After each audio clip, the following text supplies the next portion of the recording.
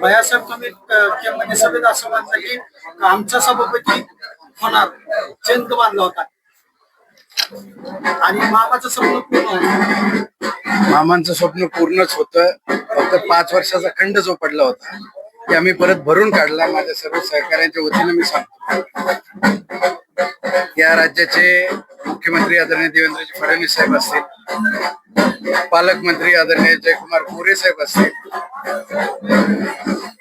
माजी आमदार आदरणीय संजय मामा शिंदे, माजी आमदार आदरणीय जयवंतरावजी जगताप आणि आमच्या नेते आदरणीय रश्मीदीदी बागल, या सर्व नेते मंडळींच्या नेतृत्वावर विश्वास ठेवून भाजपा आणि राष्ट्रवादी काँग्रेस पक्ष, अजितदादा गट या दोन्ही पक्षाच्या युतीला भरभरून असं यश जनतेनं दिलं आणि जनतेच्या आधारावर आम्ही सभापती भाजपाच्या आदरणीय पूजाताई ढेरे आणि उपसभापती राष्ट्रवादी काँग्रेसच्या अजितदादा गटाच्या आदरणीय ऍडव्होकेट विघ्ने यांना करू शकलो.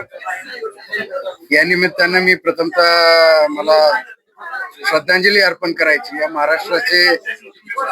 महाराष्ट्राला राज्याचं स्वरूप देणारे आणि महाराष्ट्रासाठी फार मोठं योगदान देणारे आदरणीय यशवंतरावजी चव्हाण साहेब यांना मला श्रद्धांजली अर्पण करायची. या निमित्ताने त्यांची जयंती आहे आज आणि हा विजय आदरणीय अजितदादांच्या आशीर्वादानं, आदरणीय दिगंबररावजी बागल मामाच्या आशीर्वादानं आमचा पार पडला. वरिष्ठ सर्व नेते मंडळीच्या आधारामुळे आम्ही हा विजय मिळवू शकलो, सभापती उपसभापती करू शकलो आणि पुढची 5 वर्ष याच पद्धतीनं कुठलाही पक्ष गट तट न पाहता सगळेजण एकत्रितपणे काम करतील आणि करमाळा तालुक्याच्या विकासासाठी निश्चितपणे चांगला हातभार लावतील ही अपेक्षा मी या ठिकाणी बाळगतो.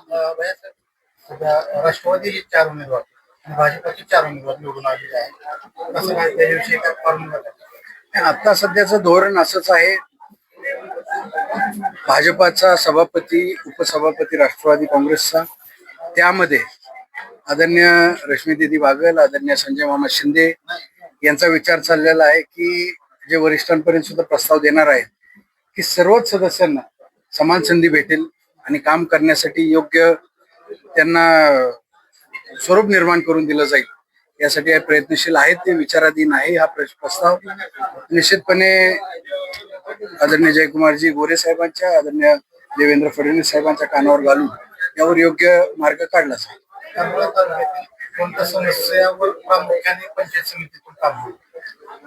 आता मी येताना BDO साहेबांशी तेच बोललो की अजून घरकुलांचे हफ्ते का रखडलेले आहेत. गेली 1.5-2 महिने झालं मी पाहतोय, बऱ्याच तक्रारी माझ्यापर्यंत सुद्धा आल्यात. आता मी सभापती आणि उपसभापतींना सर्व सदस्यांना सुद्धा तीच जबाबदारी देणार आहे. पोर्टल काहीतर शासनाचं बदललेलं आहे आणि ते नवीन पोर्टलच्या माध्यमातून प्रस्ताव दाखल ऑनलाईन केल्याच्या नंतर 1 महिनाभर त्याला 1.5 महिना कालावधी जातोच आहे.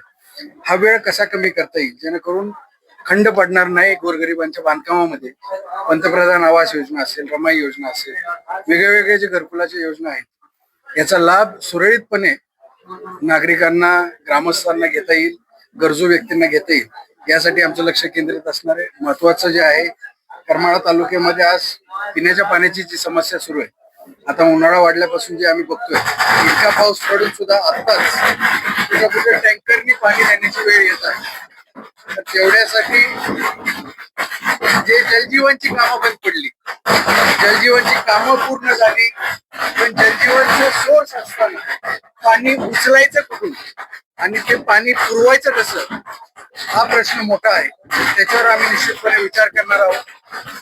रोजगार हमीच्या विहिरींसंदर्भात कुठं तर कायद्याची आणि सुव्यवस्थेची तडजोड घालून आम्हाला रोजगार हमी करमाळा तालुक्यामध्ये जास्तीत जास्त स्वरूपात कशी राबवता येईल याच्याकडे लक्ष द्यायचं. रोजगार हमीच्या माध्यमातून रस्त्याची कामं, पानंद रस्त्याची कामं हे कशी व्यवस्थितपणे राबवता येतील याच्याकडे लक्ष केंद्रित करायचंय. आणि महत्वाचं म्हणजे मला या पंचायत समितीच्या आवारामधला जो एजंट लोकांचा सुळसुळाट आहे तो मला थांबवायचा आहे, तो बंद करायचा आहे. आणि सभापती महोदयांना आणि उपसभापती साहेबांना दोघांनाही माझी सूचना वजा विनंती आहे की कृपया करून यावर सर्व सदस्यांनी सुद्धा बारकाईने लक्ष द्यावं. मी BDO साहेबांना सुद्धा त्या बाबतीत सूचना देणार आहे की मला कुठलाही एजंट किंवा कोणाची चेहरे पाहून, तोंड पाहून, नावं वाचून कुठलंही काम नाही झालं पाहिजे. त्या व्यक्तीची पात्रता जर असेल तर त्याला त्या योजनेचा लाभ भेटलाच पाहिजे. अशा प्रकारचं आम्ही निश्चितपणे धोरण राबवू. घरकुलाच्या माध्यमातून करमाळा तालुक्यामध्ये काही ठिकाणी हप्तेखोरीचा प्रकार सुद्धा उघडपणे आता दिसून येतो. नाही, हे खरं तर आतापर्यंत याला वाचा फोडायला पाहिजे होती, पण इथून पुढे अशी कुठलीही गोष्ट म्हणजे कोण तुम्हाला अधिकारी असेल किंवा कुठली व्यक्ती असेल किंवा कोण इतर पदाधिकारी असेल, तुमच्याकडून जर अशा प्रकारचा आमिष जर मागत असेल किंवा तुमच्याकडून काय अपेक्षा ठेवत असेल, तर माझी सर्व जनतेला विनंती आहे की कृपया करून तुम्ही, माझा नंबर तुमच्या सर्वांकडे आहे, सभापती महोदय आहेत, उपसभापती महोदय आहेत, आम्ही सर्वजण शक्य होईल तेवढं पंचायत समिती रोज हजर राहण्याचा सर्व सदस्य सुद्धा प्रयत्न करू.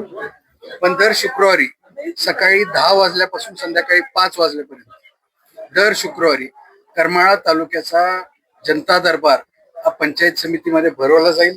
सभापती स्वतः असतील, उपसभापती असतील, सदस्य असतील आणि मी स्वतः देखील असेल.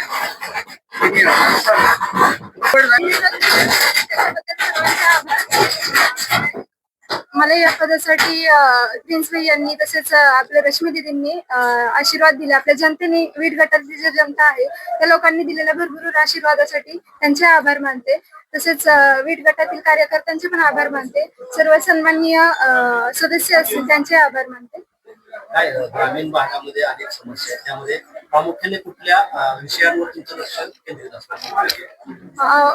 ग्रामीण भागामध्ये भैयांनी सांगितलं तसं पाण्याची टंचाई, तसेच महिलांसाठी पण महिला आता अजून म्हणजे सक्षमीकरण झालेलं नाहीये महिलांमध्ये. त्यांच्यापर्यंत वेगवेगळ्या ज्या सुविधा उपलब्ध करते आपलं शासन, त्यांच्यापर्यंत त्या सुविधा पोहोचल्या पाहिजे, त्याच्यासाठी नेहमीच प्रयत्न करेल. वकील साहेब, आपण पाहतोय की आपली उमेदवारी अगदी मिळण्यापासून संघर्ष पाहायला मिळत होता. उमेदवारी मिळणार का नाही हे देखील पाहायला मिळतं, परंतु आज आपण बिनविरोध उपसभापती झालाय, काय प्रतिक्रिया? आतापर्यंत करमाळा तालुक्यामध्ये जे जे नेतृत्व मोठे मोठे घडलेत ते सगळे संघर्षातूनच पुढे आले. दिग्विजय भैया बागल पण या ठिकाणी आहेत.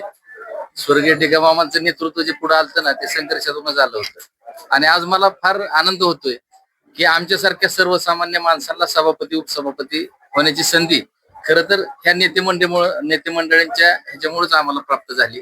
त्या सर्वांचं नेतेमंडळींचं मी या ठिकाणी आभार व्यक्त करतो.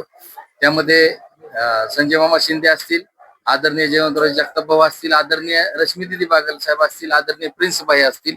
या ठिकाणी करमाळा तालुक्यामध्ये आम्हाला ज्यांनी ज्यांनी निवडणुकीच्या दरम्यान पाठिंबा दिला अशा आदरणीय आमच्या सविताराजे भोसले असतील, सुभाष आबा गुळवे असतील किंवा आमचे भाजपचे मित्र आमचे खास मित्र गणेश भाऊ चिवटे असतील, या सर्वांच्या ह्याच्यामुळं म्हणजे एक चांगली टीम तयार झाली. आणि त्या टीम मुळे भाजप राष्ट्रवादीच्या माध्यमातून आम्ही या पंचायत समितीवरती विजय प्राप्त करू शकलो. आणि आज आम्ही सर्वांनीच खेळीमेळीच्या वातावरणात या ठिकाणी आमची सभापती आणि उपसभापतीची निवड पण केली. भविष्यामध्ये तुम्हाला अतिशय चांगल्या प्रकारची कामं दिसतील. भैयांनी सांगितल्याप्रमाणे आरोग्याच्या प्रश्नावर सुद्धा आम्हाला फार चांगल्या प्रकारचं लक्ष घालायचे. करमाळा तालुक्यामध्ये ज्या ज्या ठिकाणी PSC ची केंद्र आहेत म्हणजे प्राथमिक आरोग्य केंद्र उपकेंद्र आहेत त्या ठिकाणी काही भरती नाहीये, डॉक्टर लोक असतील किंवा नर्सेस असतील, तर त्याच्यावर सुद्धा आम्हाला सरकारकडे विनंती करून ती तशी पदनिर्मिती करणे किंवा त्या संदर्भात आम्हाला लोकांना जास्तीत जास्त सेवा पंचायत समितीच्या माध्यमातून कशी देता येईल या सर्व गोष्टी आमच्याकडून होतील हे निश्चितपणे मला खात्रीशीर सांगावी. देशात आणि राज्यात देखील भाजपा राष्ट्रवादी सरकार जिल्ह्यात देखील महत्वाची जबाबदारी दिलेली आहे. जिल्ह्यात आपले भाजपाचे देखील वजन आहे आणि देखील आहे. त्याचप्रमाणे करमाळ्यात देखील तशाच प्रकारचं पंचायत समितीच्या माध्यमातून आलेली आहे. त्यामुळे तालुक्यातील लोकांच्या विकासाच्या बाबतीत अपेक्षा खूप उंचावलेल्या आहे आणि त्याला कुठेतरी तुमच्यातला राष्ट्रवादी आणि भाजपमधील ताळमेळ जो आहे तो राहील का ही थोडी शंकेची पालमानात. शंका कुणी काय बाळगायचे कारण नाही. पत्रकारांना जास्त शंका असतात, परंतु सगळे पत्रकार मित्रच आहेत आमचे. वस्तुतः या ठिकाणी राज्याचे मुख्यमंत्री जे आहेत देवेंद्र फडणवीस साहेब अतिशय प्रभावी व्यक्तिमत्व आहे. या ठिकाणी दोन्ही उपमुख्यमंत्री या ठिकाणी सुनेत्रा वहिनी आहेत, उपमुख्यमंत्री एकनाथ शिंदे साहेब आहेत. आणि या सर्वांशी आपले जे नेते मंडळी आहेत त्यामध्ये रश्मी दीदी बागल साहेब आहेत, प्रांतिकवर काम करतात त्या भाजपमध्ये.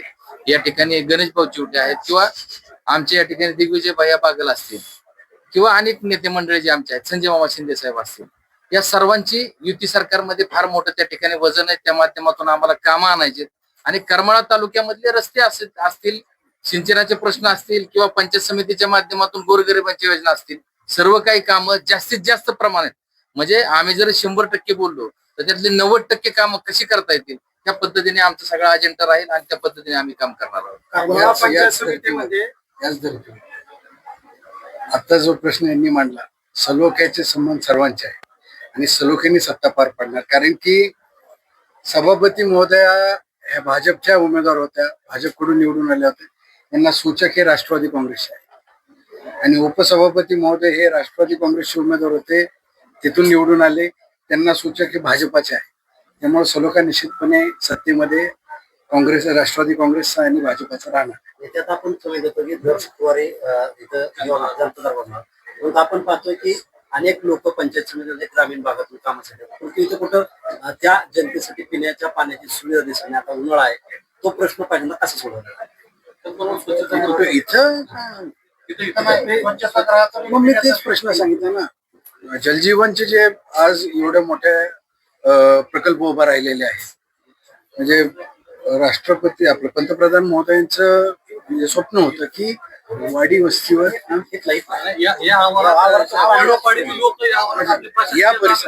या परिसरात निश्चितपणे पंचायत समिती याचे प्रामुख्याने स्वच्छता आणि पिण्याचं पाणी हे शुद्ध कसं राहील आणि स्वच्छता कशी राहील याकडे सभापती महोदय निश्चितपणे बीडीओंना आणि संबंधित अधिकाऱ्यांना सूचना देतीलच, आदेश देतील. नेते इथं पंचायत समितीमध्ये अधिकारी पैसे घेतल्याशिवाय काम होत नाही. काय विषय हे थांबणार का? थांबणार का नाही थांबणार? उलट मी तुम्हाला तेच सांगत होतो, अर्धवट राहिलं. माझा नंबर, सभापती महोदयांचा, उपसभापती साहेबांचा नंबर सर्वांकडे घ्यावा. माझा तर असेलच.